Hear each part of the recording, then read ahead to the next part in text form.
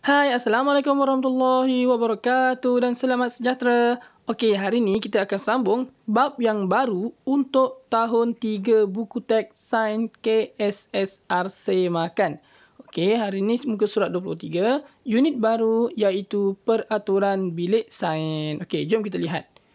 Sebaik-baik sahaja murid tahun 3 meninggalkan bilik sains, si bikar dan si tabung uji berbual-bual tentang aktiviti yang telah dijalankan oleh murid-murid tersebut. Okey, maksudnya sebelum ni tadi ada murid-murid masuk dalam ni. Masuk dalam makmal ni. Kemudian mereka keluar. Bila mereka keluar, bikar dengan tabung uji ni berbincang. Berbual. Dia kata, murid-murid tadi sangat berdisiplin. Yalah, mereka amat berhati-hati semasa menggunakan kita. Seronok dia sebab murid-murid tu bagus gunakan dia kan. Mereka juga tahu bahawa kita diperbuat daripada kaca dan mudah pecah. Kita patut berbangga kerana mereka mengamalkan peraturan bilik sains dengan bijak.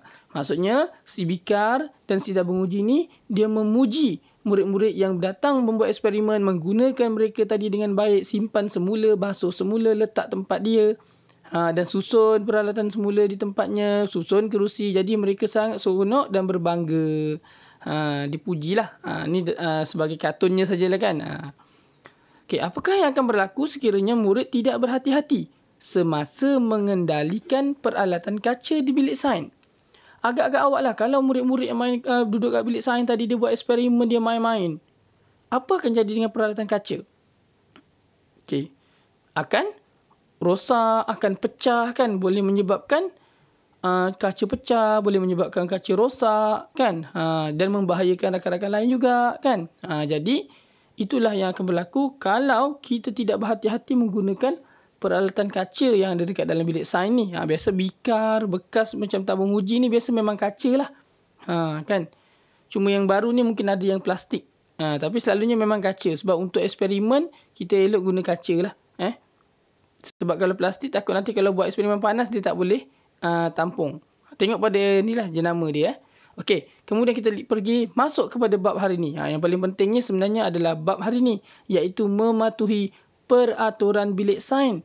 Apa itu peraturan bilik sains? Kan? Kita nak masuk makmal sains tu nama dia bilik sains lah. Kalau kecil kita panggil bilik sains lah. Biasanya sekolah rendah kita panggil bilik sains. Tapi kalau sekolah menengah kita panggil makmal sains sebab dia besar. Dia adalah dia punya klausa-klausa dia yang menunjukkan dia bilik atau dia makmal. Okey? Jadi kalau kita ni sekolah rendah kita fikir bilik sains lah. Okey. Peraturan bilik sains perlu sentiasa dipatuhi dan diamalkan. Apakah peraturan bilik sains yang perlu kita patuhi? Apa yang kita kena amalkan tu? Antaranya membuka pintu dan tingkap sebelum memulakan aktiviti. Masuk je dalam kelas dalam bilik sains. Masuk saja, tak payah tunggu cikgu cakap. Kena tunggu pun tak apalah. Ikutlah arahan. Biasanya cikgu akan beri arahan. Masuk saja. Okey, sila buka tingkap. Okey, buka pintu. Kemudian disuruh buka kipas. Selalunya macam tu. Mengapakah kita perlu membuka pintu dan tingkap sebaik-baik sahaja memasuki bilik sains? Kenapa kita kena buka pintu dan buka tingkap? Sebab kita nak memberi pengudaraan. Maksudnya biarkan udara tu boleh lalu dekat dalam makmal sains. Okey, sebab selama ni masa kita keluar makmal kita tutup tingkap, tutup pintu, dia macam terkepung kan. Bila kita masuk makmal kita buka tingkap, buka pintu, nanti udara boleh mengalir masuk dan keluar ke bilik sains dengan baiklah. Sebab bilik sains ni banyak bahan kimia.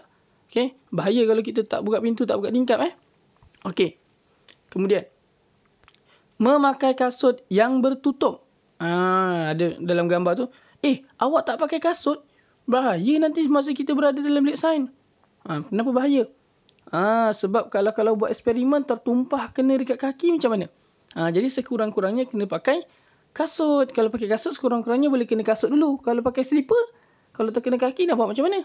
Tiba-tiba barang kaca terjatuh, pecah dekat kaki kita. Boleh luka contohnya. Bahaya kan? Jadi kena pakai kasut. Tak boleh pakai slipper masuk bilik sains. Memakai kasut juga merupakan peraturan sekolah. Mengapakah kita perlu sentiasa memakai kasut ketika berada dalam bilik sains? Yang saya cakap tadilah, nak mengelakkan daripada kaki kita tercedera kan. Lagi satu, slipper ni kadang-kadang licin. Awak jalan-jalan bawa barang lepas tu tergelincir. Bahaya kan. Itu salah satunya lah. Okey. Seterusnya, kita pergi kepada muka surat seterusnya.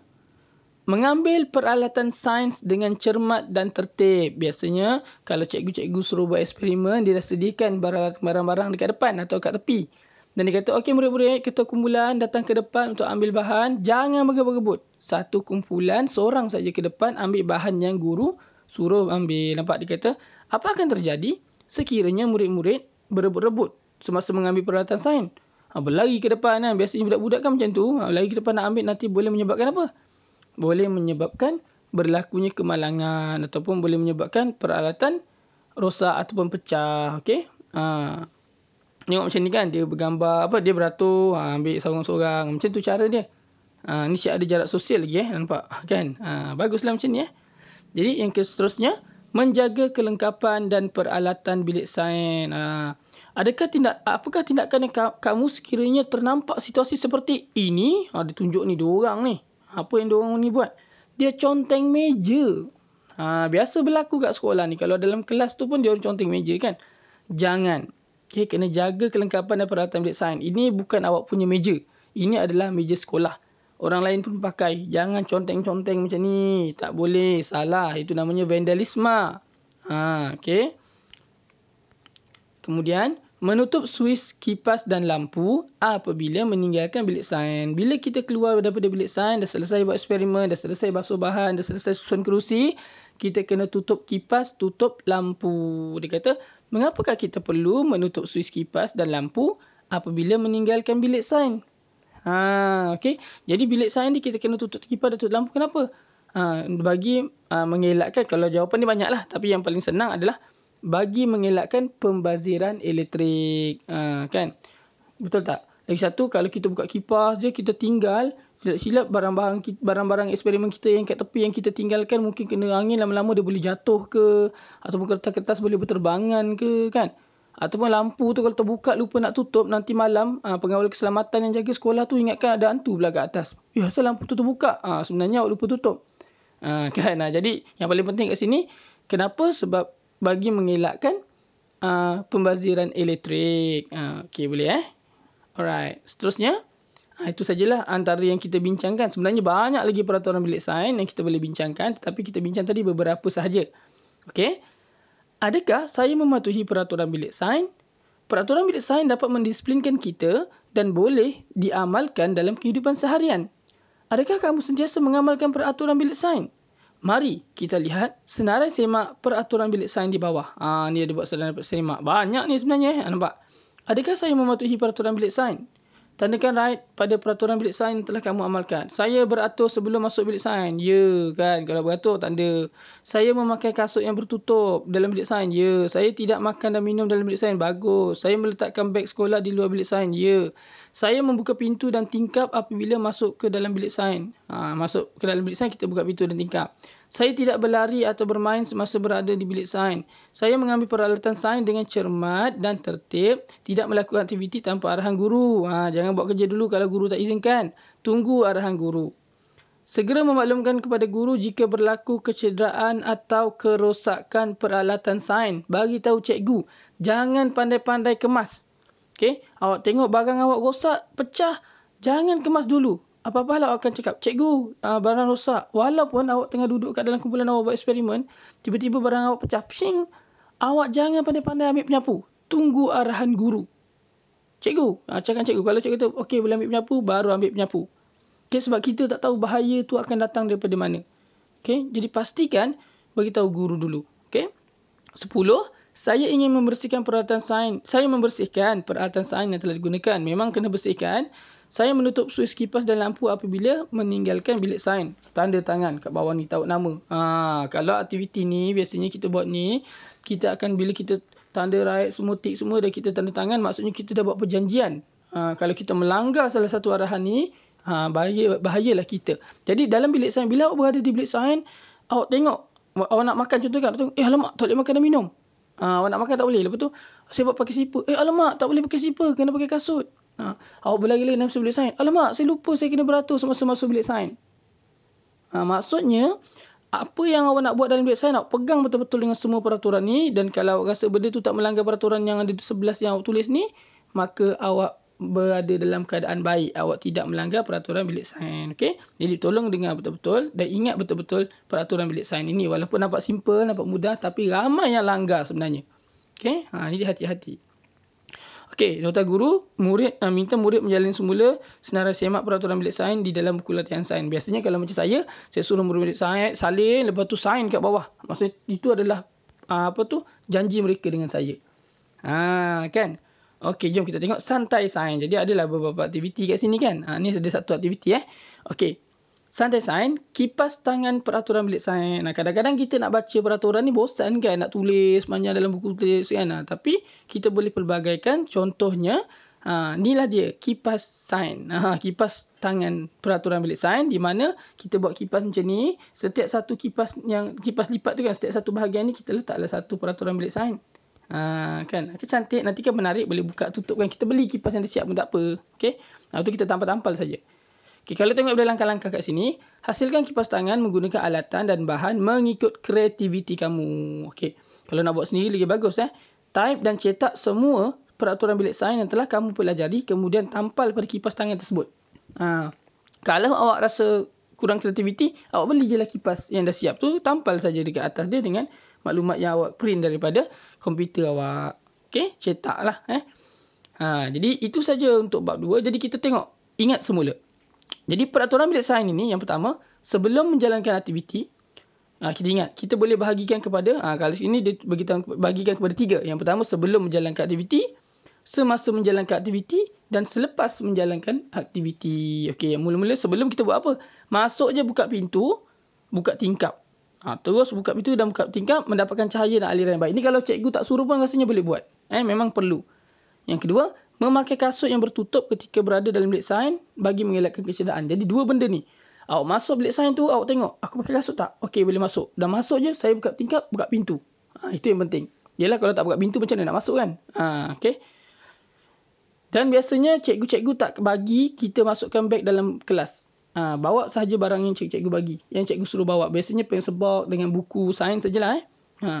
Semasa menjalankan aktiviti pula, masa kita tengah buat aktiviti kat sekolah, dekat bilik sains tengah belajar tu, mengambil peralatan sains dengan cermat dan tertib bagi mengelakkan peralatan atau bahan sains terjatuh. Lagi-lagi benda kaca kan. Tidak menconteng meja dan merosakkan peralatan sains supaya bilik sains sentiasa bersih dan kemas. Itu tanggungjawab kita. Jangan gatal-gatal nak conteng. Kan?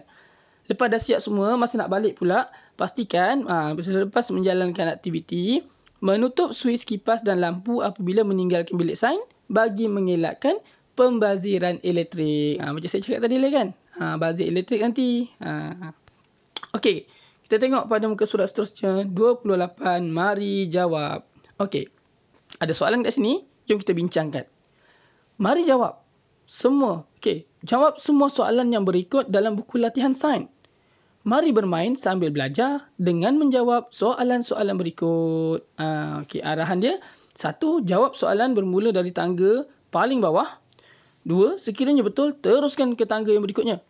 Kalau salah, buat rujukan, dapatkan jawapan semula. Kemudian teruskan menjawab soalan sehingga ke tangga terakhir. Ni ada permainan dia kat sini. Daripada bawah sampai atas. Nanti kita main. Saya tunjuk dulu kebat dulu. Kita bincangkan soalan kebat. Selain di bilik sains, di manakah peraturan ini boleh diamalkan? Ni soalan kebat dulu kita bincangkan. Kalau pakai kasut, apa semua, kemaskan barang selepas digunakan. Ini selain dekat bilik sains, kat mana lagi kita boleh pakai? Kita boleh guna dekat, yang pertama kalau abang-abang awak, dia ada subjek RBT kan, TMK kan. Jadi RBT tu, reka bentuk teknologi tu, masuk dalam bengkel RBT, dia boleh gunakan peraturan macam ni, yang sama. Dan kalau kita masuk bilik pendidikan seni pun kita boleh buat benda yang sama. Bilik pendidikan seni mungkin tak berapa bahaya, tapi penting juga untuk kita amalkan supaya barang-barang tak terabur, letak balik barang tempat dia kan. Tapi kalau dekat bengkel, memang kena jaga-jaga. Sama macam makmal sains sebab banyak bahan yang berbahaya. Jadi jawapan dia kat sini, kebat ni, jawapannya bengkel, di bengkel RBT ataupun di bilik seni lah. Bilik seni. Okey. Jom kita jawab soalan daripada bawah. Muka surat 28 ni. Tangga pertama. Ting ting. Nyatakan 5 peraturan bilik sains yang perlu kamu amalkan. Banyak kan? Ada 11 tadi. Yang 11 ke atas banyak tadi kan? Awak salin balik yang 11 ke atas tu, awak ambil 5 je. Sebutkan 5 je. Okey, cuba saya buat. Saya contoh saya. Yang pertama, memakai kasut untuk masuk ke bilik sains. Yang kedua, buka kipas dan pintu selepas ketika masuk dalam bilik sains. Ketiga, menggunakan peralatan sains dengan cermat. Yang keempat, mendengar arahan guru untuk melakukan aktiviti. Lebih kurang lah ayat dia lebih kurang sama. Yang kelima, tutup suis kipas dan lampu sebelum pulang ataupun sebelum keluar dari bilik sains. Dah cukup 5. Jawapan dia tak semestinya ayat dia tegak betul, sama betul dengan yang atas tadi. Asalkan dia logik dan ada dalam maklumat itu. Naik ke tangga kedua. Ting-ting. Bagaimanakah suasana di dalam bilik sains jika aktiviti dijalankan dalam keadaan semua pintu dan tingkap tertutup? Suasana dia macam mana? Suasana dalam bilik sains akan akan sesak. Kalau saya jawab, suasana dalam bilik sains akan sesak dan boleh menyebabkan sesak nafas. Kadang-kadang kalau kita buat eksperimen, tutup pintu, tutup tingkap, kita akan sesak nafas dan sesak sebab ada kadang-kadang eksperimen tu membabitkan bahan-bahan kimia kan. Tu jawapan saya lah. Banyak lagi jawapan yang boleh diterima. Jadi jawapan dia, keadaan akan sesak dan boleh menyebabkan sesak nafas juga. Ting-ting, tingkat 3. Bolehkah kita melakar spesimen pada permukaan meja di bilik sains? Mengapa? Dah tentulah tak boleh kan? Jawapan dia tak boleh. Kerana melakar di meja merupakan satu vandalisme. Vandalisme iaitu benda-benda yang tak elok lah. Jangan melakar menconteng meja kan. Salah lah. Kan dah ada buku. Cikgu suruh tulis dalam buku, tulislah dalam buku. Jadi tidak boleh kerana itu merupakan satu vandalisme. Ting-ting, tingkat 4. Guru mula memberikan arahan supaya setiap murid mengambil satu kanta tangan dan satu spesimen. Setiap orang ambil satu. Apakah yang akan berlaku jika murid berebut-rebut? Kalau murid berebut-rebut, apa akan jadi? Kanta akan jatuh dan pecah. Kanta akan jatuh dan pecah. Ataupun kanta akan berselerak. Spesimen akan berterabur. Macam-macam jawapan boleh. Kedua, kalau murid beratur, murid akan dapat setiap bahan dengan cepat. Murid akan dapat setiap bahan dengan cepat lah. Bila kau awak berebut-rebut, nanti awak akan lagi lambat. Sebenarnya kalau beratur, awak akan dapat lagi cepat. Lagi satu, kalau murid beratur, bahan dan spesimen dan kanta tangan dapat diberikan dengan baik. Tidak akan berlaku kemalangan. InsyaAllah lah kan. Kalau kita beratur, tidak akan berlaku kemalangan lah. Ting-ting, tingkat yang kelima. Kamu terlihat rakan menggunakan peralatan sains yang telah pecah. Awak tengok kawan awak buat eksperimen ni. Benda tu dah pecah. Bukan dia pecahkan tau. Benda tu memang dah pecah. Dia pegang. Bika awak dah pecah lah. Apakah tindakan kamu? Ingat, tindakan pertama, senang kata kalau nak buat apa-apa, yang pertama sekali, beritahu guru. Laporkan pada guru. Suruh kawan kita beritahu cikgu. Awak beritahu cikgu peralatan awak pecah. Apa-apa hal pun mesti beritahu cikgu dulu. Faham selesai 5 soalan. Tahniah. Jadi kita dah habis bab sampai muka surat 28, iaitu bab peraturan bilik sains. Senang sangat bab ni. Satu video ni je boleh habis. Jadi kita akan nantikan video seterusnya, iaitu bab yang terbaru, unit 3 manusia. Jangan lupa untuk subscribe dan tekan butang loceng. Nantikan video terbaru daripada saya. Assalamualaikum warahmatullahi wabarakatuh. Dan selamat sejahtera.